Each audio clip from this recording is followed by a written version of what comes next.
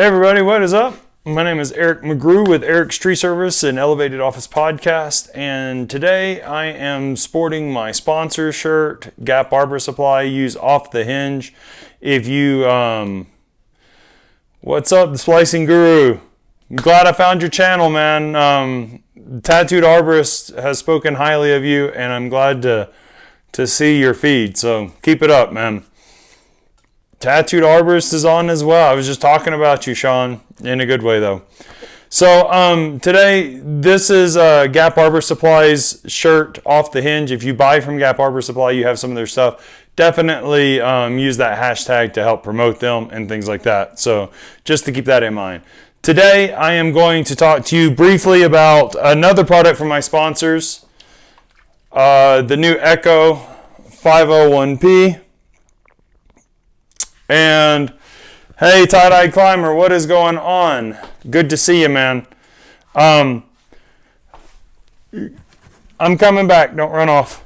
I'm also going to talk about the Haix a little bit. We're going to do an update on the Haix real quick. So, got to give a shout out to my sponsors first, of course. If you look on the back of all of my big saws, my back handle saws, you know, bigger saws, I have this. This is from Weaver. It's just an easy strop to help attach lanyards without having to pull lanyards all the way through. I don't like to have a lanyard on each saw. I find it easier just to have a couple of good lanyards and then connect them via the ring and a carabiner. I really like it. Works for me. And those are affordable. I don't remember how much they are, a few bucks from Weaver. You can get them through gaparborsupply.com as well. Definitely worth it. And then, of course, the saw itself, this 501P, came from Just Send It Saws, which is fully built by Gary at Buxton Work Saws, if I remember correctly. So keep that in mind. We'll talk about that in a minute. And also, we're going to talk today about the Haix Protector Ultras and why, if I can make the camera not fall out, why I have a box unopened under all that stuff. So let's see what we can get into.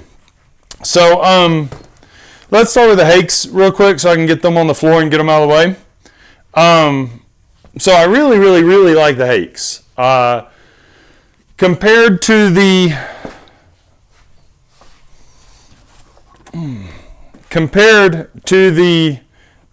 Arbortech Scaffelites, I like the Haix quite a bit. The Haix are, they just feel more worn in and broke in from the get-go. They are, in my opinion, a bit more comfortable to get started with, and they are super comfy in the tree for this kind of boot. Now that's for this kind of boot.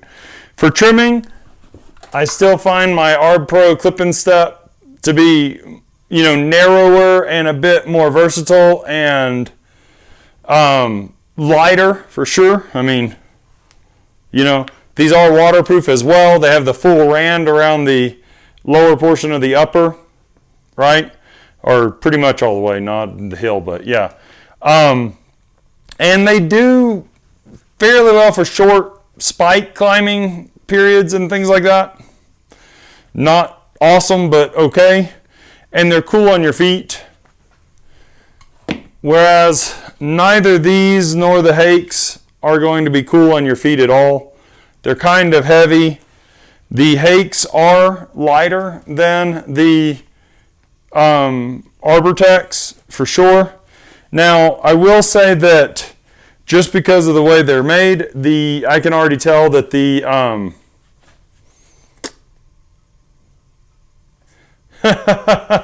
yeah, Spencer, sorry, man. But now, that being said, I bought all these, so just know. So the thing is that these soles on the Arbortechs will last longer. They do not, however, grip as well in the tree. So just know that if you're on spikes most of the time, These are a bit cheaper, and I would say these are way more than sufficient for, just spiking all day and whatever. They do take a break-in period. I'm not even all the way through the break-in period, though. They're very, very stiff boots, everywhere. But they're well made, for sure. They're good quality. I don't think there's anything wrong with them. Waterproofing is good. They lace up nice. They support your ankles well. They resist gaffing well when you accidentally gaff the side of your heel. So overall, the Arbortex have been amazing boots in a lot of ways. Their sole is just very stiff. It's a very hard rubber. It's not soft at all, and it doesn't grip tree bark super great. Just know that. So pruning climbing in these is not my favorite thing to do. It can be done, but it's not my favorite. But on the other hand, let me see which ones it is. Okay, let's grab this one. So on the other hand, these have a very soft sole. You can see where the tree is already peeling off the sole on it. It's just rubbing away. I would suspect that if you climbed in these every day, you might get a year out of them. I would say probably a full year out of the soles before they had to be done away with. These do grip better in snow and on ice, even though they're not great. But the Arbortex don't grip at all on snow and ice. So they are better than the Arbortex. And they feel broken, pretty much from the get-go. See how much I can move these versus the other ones? The pirate in the trees, what's up?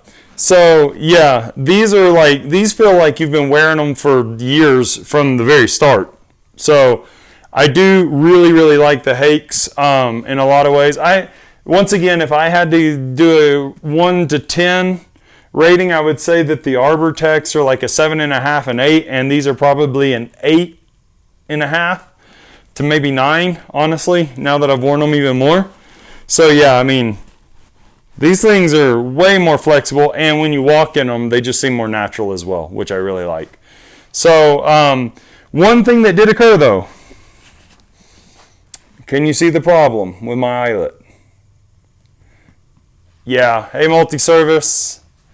It did break, but to be fair, I was trudging through snow and I was climbing in 19 or 20 degree weather, Fahrenheit.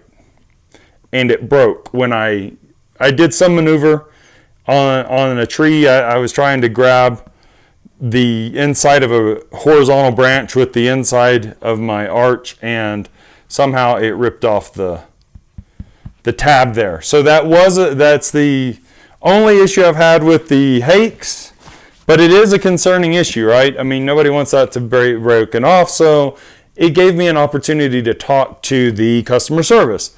Customer service said technically that would normally be, hey, what is up, lumberjack? And K-chap. So they technically, what's it called? Haix America said that they would normally have me send the boots back in and replace them, or replace that eye, as warranty, which would be totally fair. The boots are in perfect condition. Other than that, no big deal. However, because of COVID and all that, and it's just my speculation, I might be completely wrong. I don't know if they looked at the Danny Tree, what is up? I don't know if they looked at my signature on my email and saw my podcast and stuff. That does affect sometimes. Some people influence them. They actually sent me a brand new pair and said I could keep these and take them to a cobbler and have that repaired. So maybe it's just legitimately the whole, maybe it's just the whole COVID thing. I don't know, but maybe it's not. Maybe it's because of my podcast. I can't say for sure, but it's kind of suspicious to me that they did say, hey, we normally would just make you send them in, but because you're a first-time buyer and you've only had them a month, we're sending you a new pair. So what did they do? It did take a while. It took over a month. That happened right before the Christmas break time. I did keep wearing them, and I have been wearing them. In fact, I haven't even taken the new ones out of the box. But now I have a brand new box to open. Let's see if I can turn this, and maybe you guys can, yeah, you guys can see that. Sorry about my messy garage, man. All of you guys, sorry. But we're gonna open this up real quick, and I'll show you what the box and everything looks like, if you care. Now, one thing I must admit is that, what's it called? Arbortech did send me a pair of nice socks with their boots for free. And yeah, I'm seeing that, Sean. I have heard some less than quality information about Haix's like fire protector boots for the fire protection services and stuff, but so far in the arborist industry, they seem to be really good. Now, one thing I do want to make mention, unless something has changed, so you have to look online, Haix does offer a new shoe, which is actually N-E-W S-H-U-E, if I remember, or S-H-E-W offer. And that says that you can get your shoes resold by using that membership. Is it on this thing?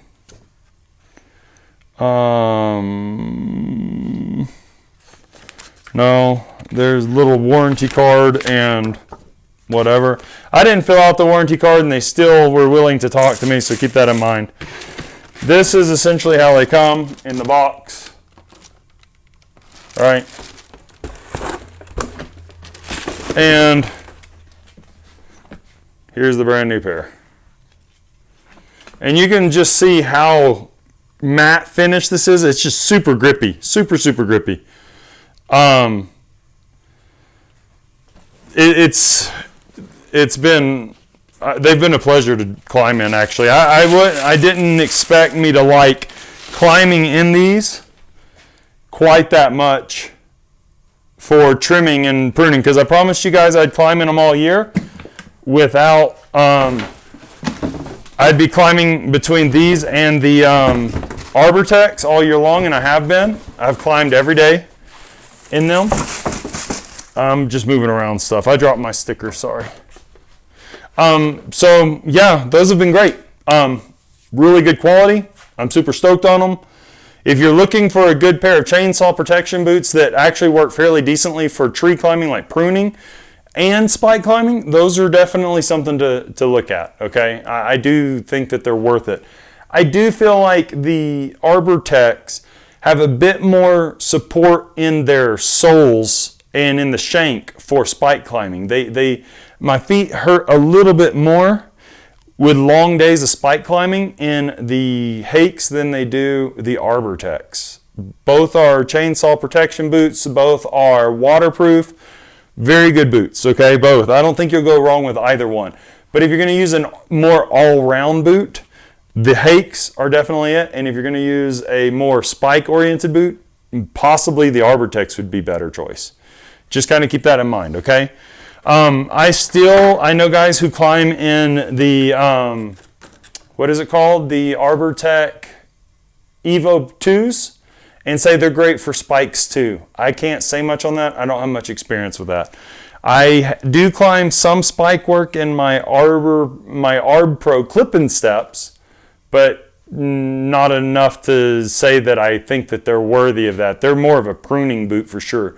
They are waterproof, but they are not any protection from the cold at all. So don't even think that that's the case. Sorry, I'm looking for something over there.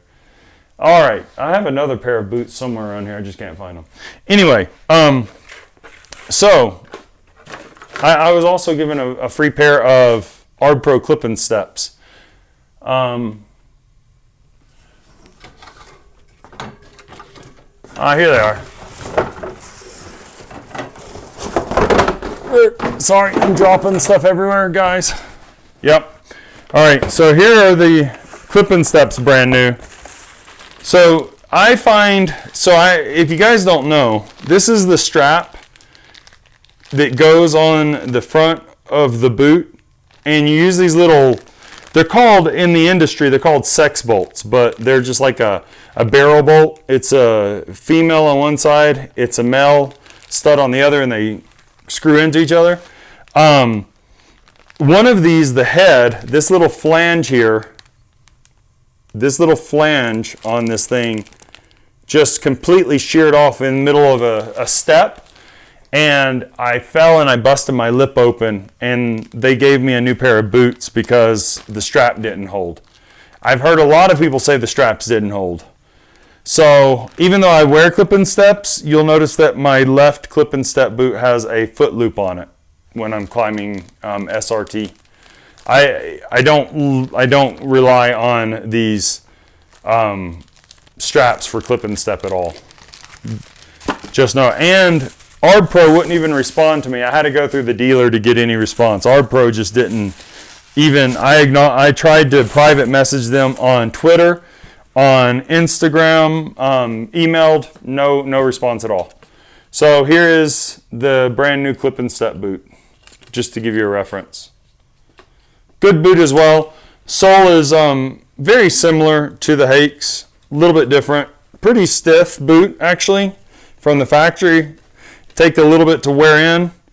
I do know that when I first climb on them, when they're brand new, it's a little bit better for spike climbing than after they've worn in a little bit. But not an ideal boot for spike climbing. But it is a pretty. The boot is pretty amazingly gorgeous, to be honest, when it's brand new. So good boots, just not. You'll have to deal with all your customer service through the company that sold them to you. So make sure that you're dealing with reputable companies when you buy these boots, okay? All right, and now probably the thing you guys really want to see. Here is the Echo 501 XP, and this one is from Just Send It Saws. He actually sent it to me as a freebie. I'm going to move the camera slightly so you guys can see it a little bit more. So bear with me. Well, it wasn't quite a freebie. It's part of our deal for promotion. I think he says he runs 30-to-1 in it. I run 50-to-1 in everything. It runs fine with it. I got to talk to him a little bit about that. I don't want to have to carry two gas cans with me, one for 50-to-1 and one to 30-to-1. So we'll see. Most of us don't want to have to carry mixed gas in them. Well, it's mixed, but I mean, you know, mixed ratio gas with us. So I'm going to talk to him a little bit more about that. Now, a couple of things I think you should know about this saw is that it is completely built and the thing runs like mad. I've got some video coming up here on Instagram that show it running. Tree Guy, what is up? It is a really, it's my favorite saw so far. I climbed with it yesterday and I ran it yesterday for the first time, and it is my favorite saw currently because of the total usability of it that I needed. It was the saw that I was lacking. It's kind of that perfect fit for me between my 201 or my Echo saw or my Makita XC, what is that, UXC 09, is that right?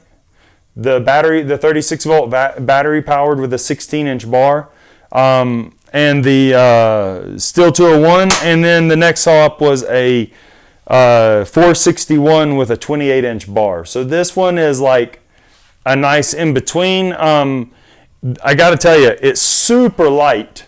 I mean, it's just so handy and light. Now it's got an 18-inch bar. I'm supposed to be receiving a 20-inch Sumura bar. This one's full comp. The bar on the 20-inch will be skip tooth. We're running Archer chain on all of my saws right now, other than, well, take that back. I'm running Oregon chain on my Echo 2511. I'm running Makita chain on the XCU09, and I'm running Archer chain on the 461 and the 661, and I'm running steel chain on the 201 currently, just to kind of give you guys an idea of what's going on and what I'm doing. So I had a little bit of problem with throttle sticking at first. Something just got a little cockeyed in here, and I just had to loosen up a few things and reestablish it. And it works fine now, no problems. I don't think I have it tuned quite right on the high side. It's bogging. It's kind of throttle bogging a little bit. Man, that thing got dusty yesterday on that willow. So I'll have to get that cleaned out. It's super simple to work on, it looks like. It's not hard at all to kind of get everything together. Now, a couple of things you would want to know about this saw. What am I doing? What did I do wrong? There we go. A couple of things you do want to know about this saw is that part of the reason that it's light is that it's kind of lightweight material. I'm not going to say it's cheap. They seem to have built it well, and if I'm not mistaken, it has a magnesium case. It's a split case maybe, or something like that. Lucas at Just Send It Saws can tell you more about all that. It's robust enough, right? I mean, I don't feel like it's a cheap saw. The plastics, yeah, are not quite as thick as like the steel plastics would be. The caps and stuff seal well. So like your oil and gas caps seal just fine. I haven't had any problems with those. You just got to tighten them down. You can, of course, use your scrunch in there to loosen them up and get them open or whatever. It pull starts pretty quick. I'm in my garage and everything is closed up, so I probably shouldn't like romp on this thing real hard. But let's see if I can kind of get it to go real quick.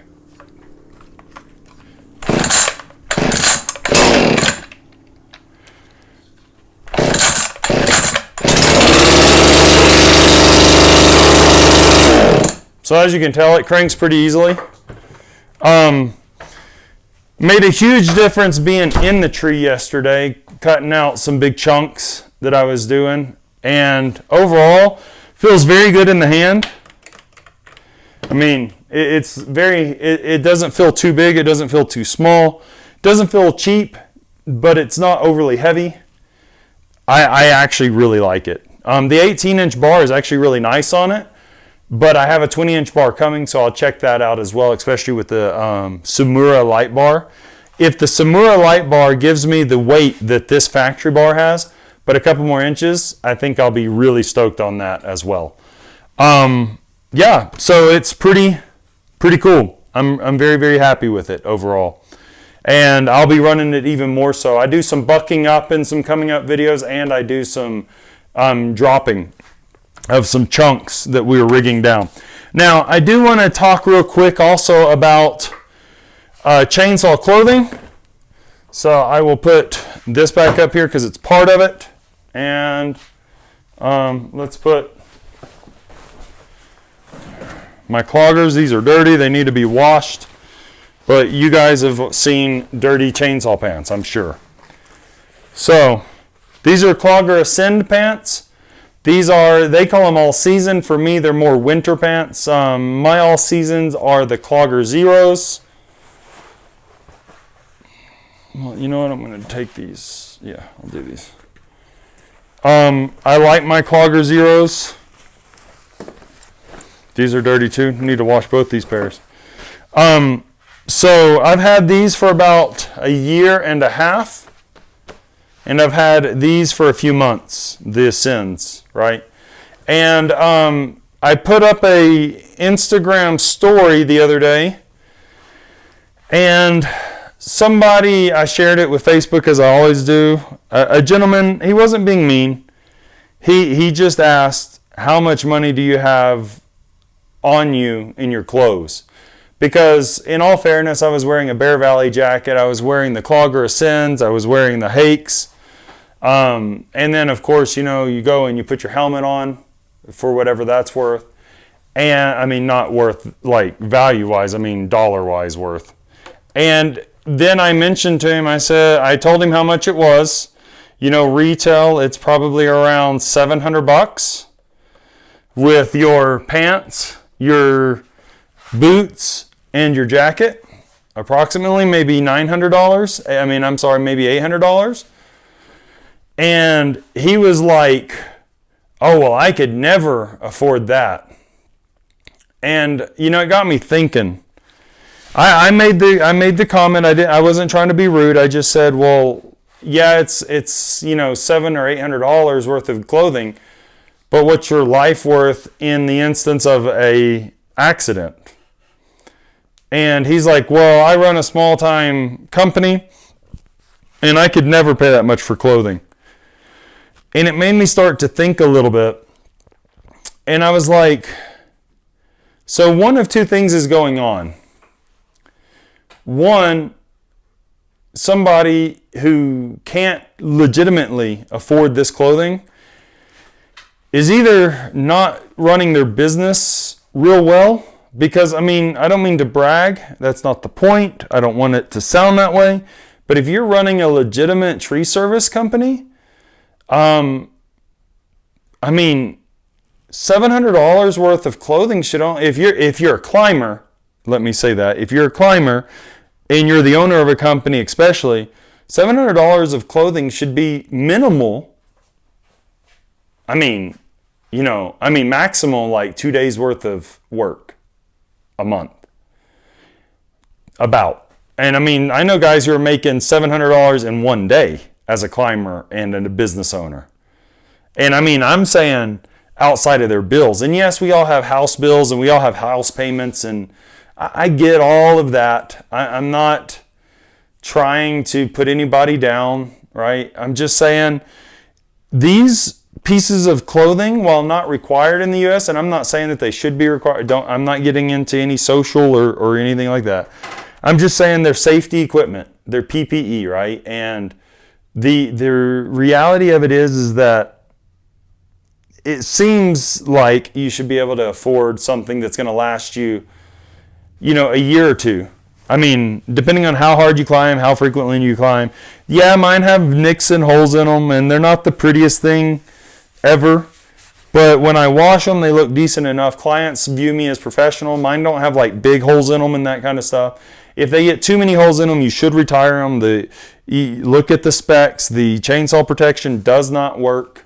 But if you have to go to the hospital one time for major chainsaw incidents, whether you're paying the hospital bill or not, it could really cost you way more than this pair of pants, because you will probably be out of work. Or if you did something really stupid, you might get fired, depending on the situation. So, I mean, with chainsaw pants on, you're going to get reprimanded and maybe put on warning. Without, you're going to probably be laid up for a while if you survive. And if you have to pay hospital bills, it's going to be pretty extensive. And that was way more expensive than buying a pair of chainsaw pants, just in my opinion. Maybe I'm wrong. Maybe I'm not seeing things clearly. Maybe I'm just really fortunate. And don't misunderstand. I am fortunate. I get that I am fortunate. I'm not even going to lie. Not all the pair of chainsaw pants, I have like 5 of them. Not all of them were purchases. Some were given to me.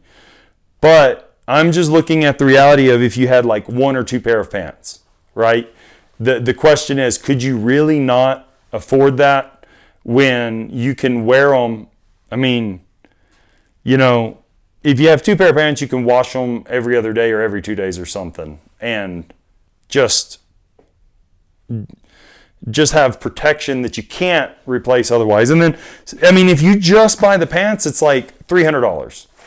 You don't even have to buy the boots. But if you buy the boots, it's like $600, and I think these are $315. The boots are $365, depending on which ones you buy.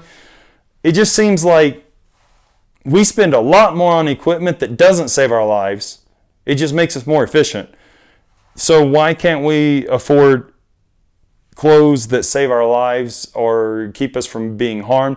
Because I guarantee you, if you're paying a whole bunch of monthly payments on equipment and you hurt yourself, cut your leg, it's going to be a lot harder to pay that equipment bill. You know, I'm just saying. Liberty says 100% right. Parkway says maybe it's that guy's way of saying you could get by with one pair of $100 chaps. Could be, Parkway. Could be. Now, for me, I would rather have the chainsaw pants on because I cut. So maybe it's the way I climb. I'm always trying to be the most efficient as I can be in efficiencies of energy. So I try to set my place to make the most amount of cuts from one tie-in. Not one tie-in like main point, but like when I get work position set up, right? With the minimal amount of movement. So sometimes I'm cutting a little close, not like anything that I think is super extremely dangerous, but in a tree while you're hanging from ropes, anything that's kind of close, which we've all done, could go bad easily if we're not paying attention. Yeah, you're right, Liberty. Chaps are cheap, but there's a lot of limits to them, and I guarantee, well, I've never seen anybody climbing in chaps. I know a guy that said, oh, I can do that, and he put on chaps, and it got caught on everything in the tree, and he ended up getting frustrated and throwing them out of the tree. Now, I'm not saying nobody out there climbs in chaps, but I am saying these things are a lot cooler than being in chaps, especially the zeros. They're a lot lighter than wearing your normal pants and your chaps, so they're less fatiguing. The heat factor is less fatiguing because they're cooler. And you instantly have chaps on when you get on the ground and start bucking. And let's face it, most of the work accidents that occur with chainsaws, not just in the industry, but, you know, for everybody using chainsaws around the world, are while people are bucking up wood. It's not always in the tree. It seems like some of the most dramatic that people know about are in trees where somebody falls out of the tree or the tree falls and crushes them or whatever. But most accidents, even deadly ones, seem to be on the ground when people are bucking up wood.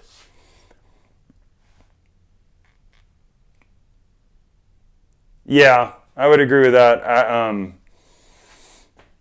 Alex Works. Yeah, I would agree that some people think that they're hotter and that they're all a scam. They're bulkier, they're pricier, which is all true, but they're overlooking that one time instance. Like if you've ever talked to somebody who's cut their leg with a chainsaw or cut their arm with a chainsaw or something like that, often they said, I've been working with a chainsaw for years and nothing's ever happened until.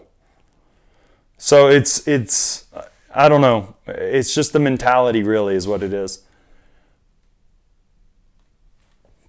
You're right, Liberty. There are good options and safety is a moral mindset. Now, in all fairness, I'm talking about Clogger.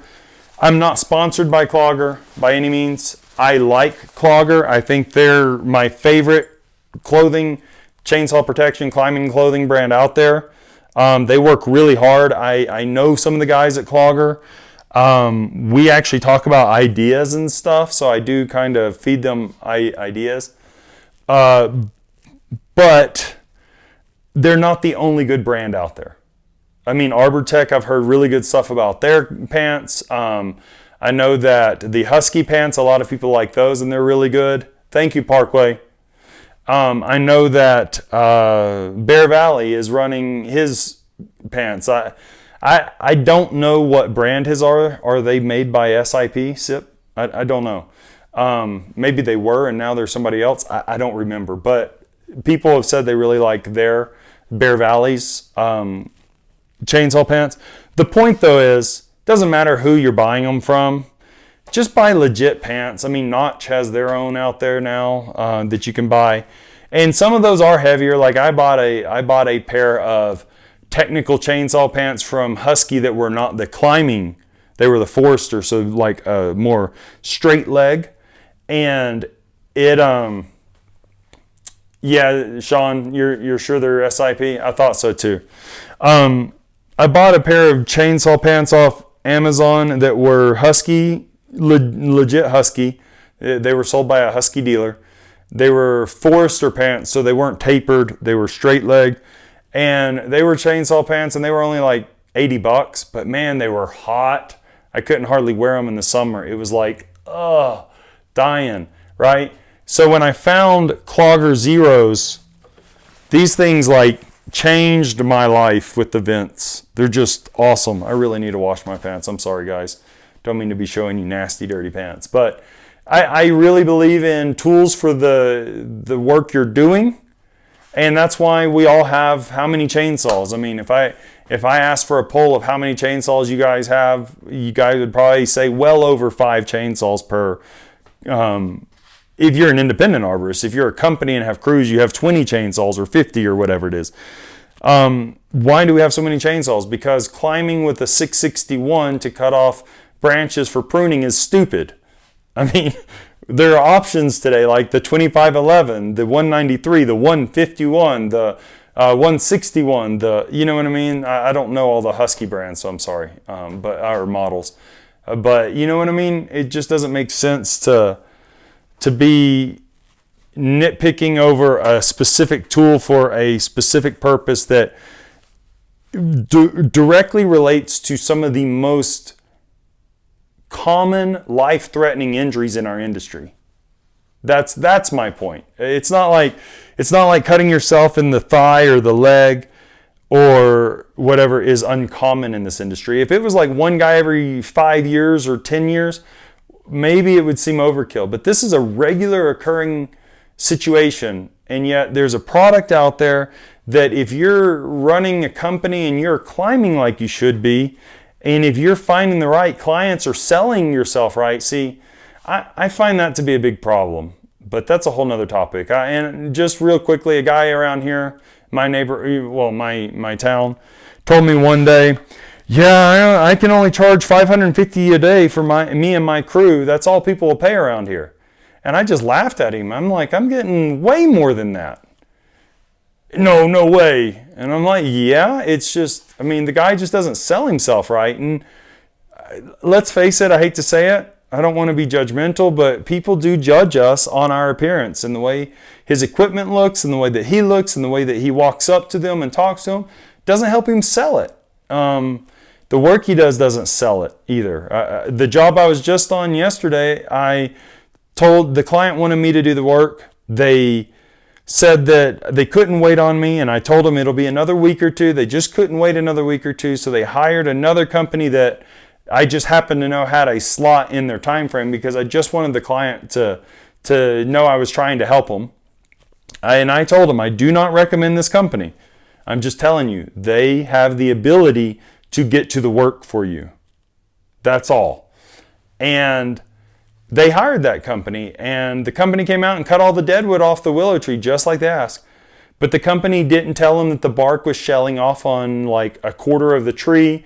The company didn't tell them that the tree was completely dried out and sounded like a hollow drum when you hit it. They didn't tell them that this year would probably be the last season that it would actually leaf out, and it would be a much more reduced leaf out than it was the years past. They didn't tell them any of that. I got in the tree yesterday thinking it was going to be a fairly healthy tree. I kind of looked at it and saw this doesn't look very healthy, so I was already cautious. We threw my line. I got up there. It was stable enough. I did some really serious pull tests and stuff on it. Get about halfway up, stick my spike in, and a big old chunk of bark just shells out because it was completely dismantled it had already separated from the trunk. It was just loose up there. When I put my spikes in weight, it shelled out. So then I had to replan everything, and now I didn't finish the job. I've got to go back Monday and finish it, which puts me a little bit behind. But what I was just thinking is this client is spending more than twice the price that they had to if they had just let me do the work to begin with, because I would have gotten up there, sounded the tree, and told them, look, this tree it's not worth pruning. I'm going to have to take off all this stuff. It's going to look ugly. It's dying anyway. Why don't we just remove it, and it'll only be this amount more, and it wouldn't have been nearly the cost that it is for them now. But see, that's what happens with quality, and you got to sell yourself and look professional, and if you're doing that right, things like this aren't what's eating up your profits. I mean, That's just how it is, in my opinion. What eats up most of my profits are other things related to social media and things, trying to get educational content out there to people. So I hope this makes some sense for you guys. I don't know, maybe I'm just rambling on and you don't care, which is probably more likely the case.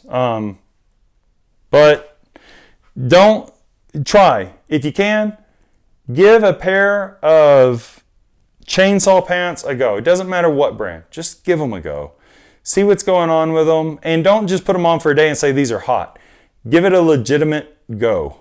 They are definitely designed to save your legs and keep you healthy and let you walk away and get onto the job the next day over being put in the hospital.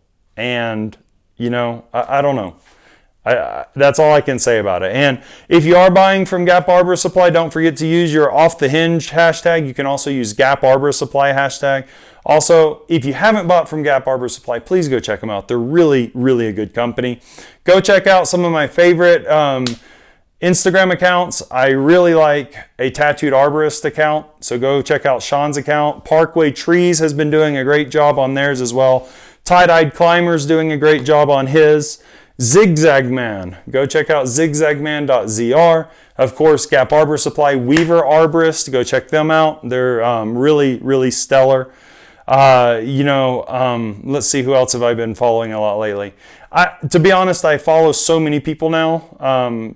With all the connections and things that I've got, it's hard to keep up with everybody, but those are some good ones to get started with. Don't forget to check out gaparborsupply.com, weaverarborist.com, Just Send It Saws. Go follow his account too. He's always building new saws and always testing them out, and they're really, really good. And then also, if you want to support the channel, there's a lot you can do, but one simple thing you can do is go to arbshirts.com. Go to the category Elevated Office and then buy a shirt from Elevated Office Topics right down there. And any of those designs that you buy, I get a small percentage of, and that really helps me out. So thank you guys. Alex Work says, I love the Zero Gen 2s. I've climbed for some crews where I was the only one with helmet and some kind of chainsaw pants. Yeah, great life. Thanks, man. I appreciate it. I'm trying. Hey, Rick Tree from the UK, sorry you're jumping in as I'm about to jump out. I've got more lives. Tattooed Arborist, I don't know that they do. I think they do. I do think that they ship international. You just have to see what the rate would be. You can email them. Kyle will get back to you. Oh, are you talking about Arb shirts? Or Gap Arbor Supply? Which one, Sean? I think Arb shirts does also ship international. Just Send It Saws, it depends on the product, so I'll let you guys know that. He can't ship everything international. There are certain tax laws and things, and certain products will be held up, they'll just be confiscated. Yeah, I think Arb Shirts does ship international, Sean. And so I will find out and let you know. I will make a post on that for everybody to keep up with. I have got more lives coming out. If anybody's interested, I'm going to be doing more live climbing demos, seminars. I don't know. I don't really feel qualified to call it a seminar. They're just concepts that I've been working with. We did the one last week, which was on lanyard concepts. Went really well for the second half of the day. The first half of the day was a disaster. The first one I did at 11 o'clock a.m. my time was awful. The second one went much better. I am working on getting more equipment to do it better, more like a live broadcast. I don't know when that'll be. I've got my funds are a little tied up at the moment on another project, and we'll see about that. If you guys want to help that become a reality, let me know. I could use any help if you have extra cameras or if you want to make a donation, whatever. But we're going to go over in the near future, the topics we're going to go over live are different kinds of redirects and when you might want to or might not want to use a certain kind of redirect. We're going to talk about different kinds of releasable and retrievable, not retrievable, like lowering basils. that kind of stuff. We're going to also be talking about certain kinds of just maneuvers in the tree to help you position or get into position and things like that I use. And yeah, there's more coming up. I just can't think of them all at the time, but hopefully that kind of gives you guys an idea of what's coming up on lives in the near future. So please stick around. Mars, sorry man, thanks for being a Patreon member. Really appreciate it. We are wrapping up this live, but I'm glad to have you as a regular Patreon member. Your membership really helps me out. So just so you guys know, you can become a Patreon member as low as, I think it's $2 a month. And that helps me out. Hey, the kid who climbs, what's up? And then, of course, you will be mentioned like Mars was. Of course, Ruben Craighead is another Patreon member, and James Crawford as well. So thank you all, guys. Good afternoon, Mars. Good to have you on here for a few minutes. Hopefully you guys can go back and watch the other aspects of this. If you ever want any information on quality climbing gear or whatever, you have questions, please don't hesitate to ask. I'm more than willing to find out what I can and give you an opinion on it based on the information that I can get from other people. One last thing, if any of you have used saddles that you want to help new climbers get, so hopefully they're in good shape, let me know. I've got a few people that are asking me if I know of where they can get a budget-friendly used saddle. I'm not going to be a broker for this or anything like that. I'll just tell them to contact you and you guys can talk it out, okay? That's all I'm going to do. I don't want to get involved in all that, and I don't want all the legal hassle of selling used equipment and all that stuff. But if you do have any, you want to help people out, let me know. And I will, as they ask for it, I will send them your way and you guys can negotiate whatever pricing or whatever arrangements for it. And I will try to vet them to make sure that they are just legit new climbers who need some help getting into the industry, because we all know getting into the industry is super, super, super expensive. And unless you have a very specific mentor, it's very hard to do that. So this video here will be going up on YouTube. Yeah, Mars. Haven't we all bought way too much equipment? I think we can all say that. This will be going up on YouTube. This will be going up on Facebook, and it'll be released eventually as an extra, a bonus, in the podcast world as well. So if you want to hear it again, you can view it in all of those places, assuming that I can actually save this one and it goes well with that. So thank you, Cooper Rabs, Mars, the kid who climbs, Tattooed Arborist, Rick Tree from the UK, Axel Works, Wyatt Brower, met him this morning, awesome, thanks, Parkway Trees, Sean, Terra Nova Trees, Liberty, going back through, Nicholas Santos, thank you, Tree Expert UK, Bonnie, JJ Tree Service, and a few others that I'm having a hard time getting to scroll down. Gray Squirrel Tree and all them. Thank you so much for stopping by, and I will see you guys in the next live, and I hope you guys have a good weekend. Take care.